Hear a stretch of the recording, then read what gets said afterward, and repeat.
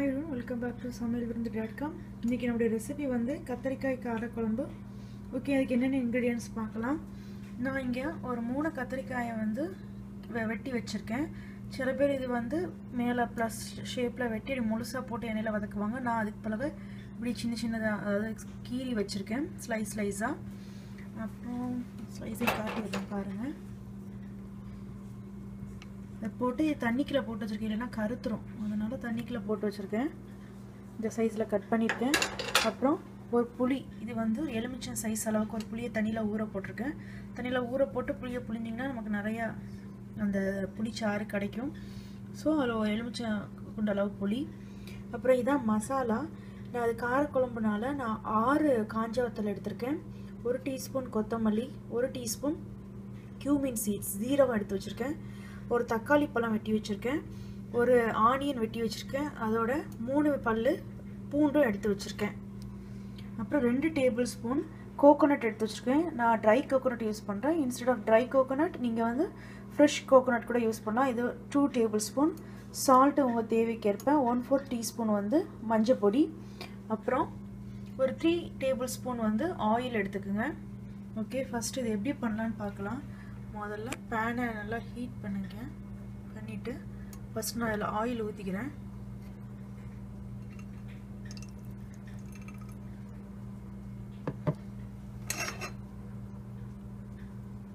Oil கொஞ்சம் சூடாகட்டும். அதுக்கப்புறம் நம்ம ஃபஸ்ட்டு இந்த மசாலா அளவை போட்டுட்டு அதுக்கப்புறம் வெங்காயம், தக்காளி, வெள்ளைப்பொடியெல்லாம் போட்டு வதக்கலாம். எண்ணெய் சூடாயிடுச்சு. ஃபஸ்ட்டு நான் அந்த கொத்தமல்லி, காஞ்ச மிளகாய், அப்புறம் ஜீரகத்தை மேலே போட்டுக்கிறேன்.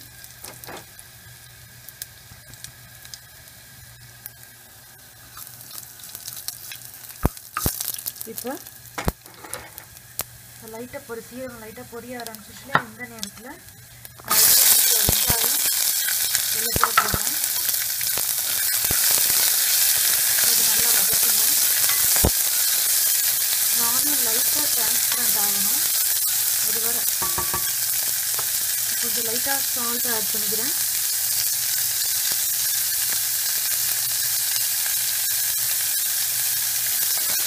லைட்டாக டிரான்ஸ்பரண்ட் ஆகட்டும். அதுக்கப்புறம் நாம் வெட்டி வச்சுருக்க தக்காளி அதில் ஆட் பண்ணலாம்.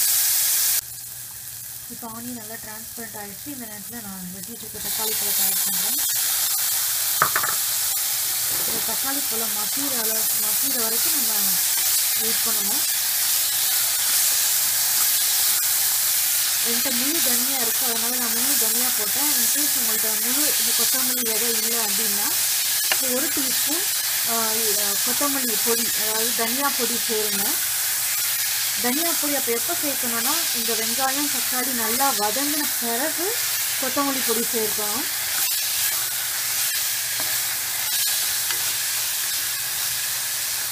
வதங்குறத வெயிட் பண்ணுங்க. பார்க்கலாம், தக்காளி நல்லா வதங்கிருச்சு. நல்ல ஒரு டேபிள் ஸ்பூன் அளவுக்கு வாட்டர் ஊற்றுறேன். லைட்டாக கீழே பிடிக்குதுலையே, அதுக்கு வந்து நல்லா மிக்ஸ் பண்ணிக்கிறேங்க. இந்த நேரத்தில் நான் 1/4 டீஸ்பூன் மஞ்சள் பொடி ஆட் பண்ணுறேன். அப்புறம் தேங்காய் ஆட் பண்ணி நல்லா கிளறி விட்டுக்கணும்.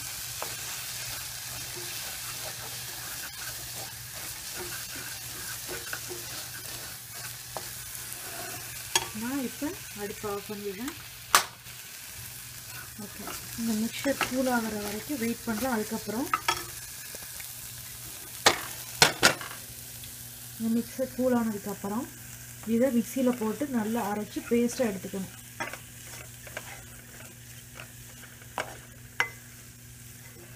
பாருங்க, தக்காளி நல்லா மசிஞ்சிருக்கு, வெங்காயம் நல்லா கலரில் இருக்குது.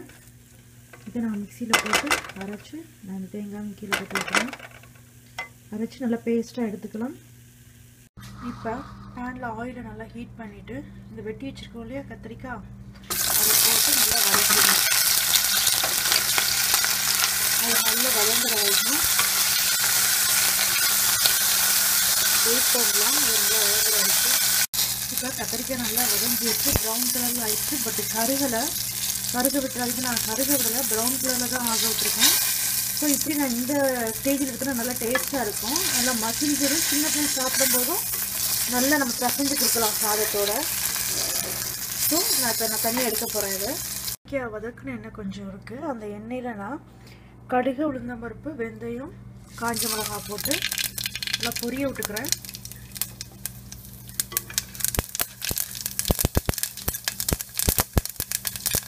நல்லா பொரிஞ்சிட்ருக்கு. இந்த நேரத்தில் என்ன பண்ண போகிறேன்னா, இந்த மசாலா அரைச்சி வச்சுருக்கோம் இல்லையா, வதக்கி அதாவது வெங்காயம், தக்காளி, வெள்ளைப்பூடு, கொத்தமல்லி, காஞ்ச மிளகாய் அதை போட்டு நல்லா கிண்டிக்கணும் அதில்.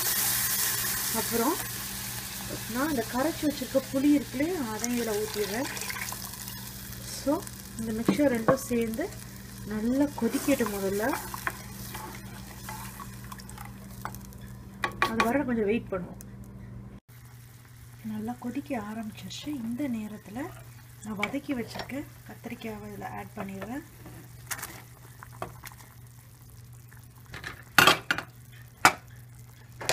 ஸோ இந்த மிக்சர் நல்லா கொதிக்கட்டும்.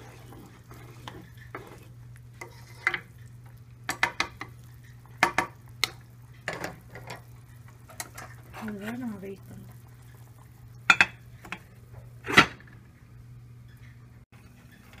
இப்போ செக் பண்ணலாம்.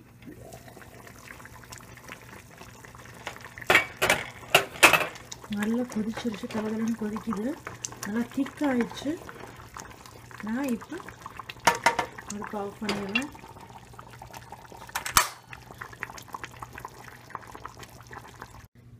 சூடான கத்திரிக்காய் காரக்குழம்பு சர்வ் பண்ணுற ரெடி ஆயிடுச்சு. இதை நம்ம ஒயிட் ரைஸோடு பசஞ்சு சாப்பிட்லாம்.